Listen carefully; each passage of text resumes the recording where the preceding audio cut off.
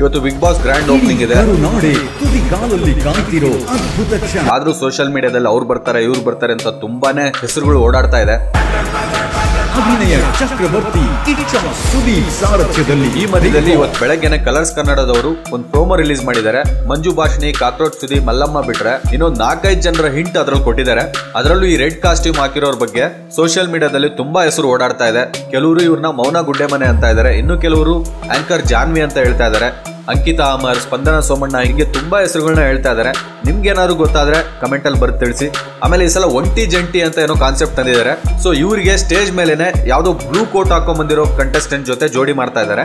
ಸದ್ಯಕ್ಕೆ ಹೆಸರು ಗೆಸ್ ಮಾಡಕ್ ಟ್ರೈ ಮಾಡಿ. ಮುಂದಿನ ವಿಡಿಯೋದಲ್ಲಿ ಸಿಗ್ತೀನಿ.